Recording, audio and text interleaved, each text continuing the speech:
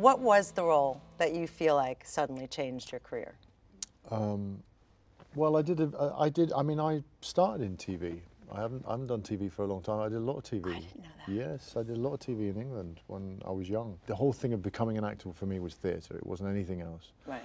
And I left and I did plays, and then I landed a TV show called Chancer, which was very big at the time. I remember it kind of rocked me. Sort of come from nowhere, and suddenly I was on this big TV show with posters everywhere. The whole thing of, like, you know, being scrutinised and looked at and all of that. And also, especially in the UK, tabloids were much more interested in TV than they were film. You know, people that were on TV, that was much more juicy for them, you know. Right. So there was a lot of that kind of attention. And, but it was obviously a big break for me. But I remember very consciously, way back then, kind of withdrawing from that as soon as I could. And I, you know, started to do little films. And I did this tiny film, Croupier. I saw it. Which Loved it. was really small, like was made for under $1 million, didn't really get properly released in the UK, but somebody in America loved it and championed it and got a release, and it became a kind of small indie. It was like a cult hit. Yeah. I mean. And it changed my career. It was that kind of opened the door. Isn't that amazing? Just yeah. one person. It took one person to say, no, I want to bring that out in America. So what was your big?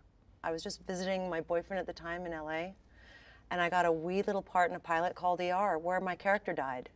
And I died in the pilot, and I got my ticket home, and when I got home, George Clooney left me a message on my machine. Back then, we had answering machines, not cell phones. And he said, I think your character's gonna live. And I was like, how? I died in the pilot.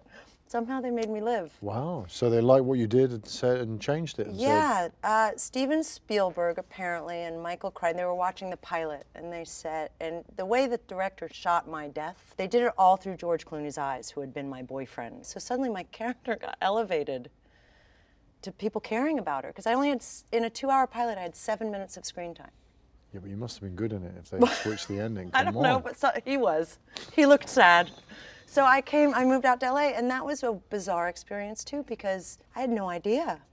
And it was a huge hit. It was 44 million viewers in the first week. I used to watch it, I know.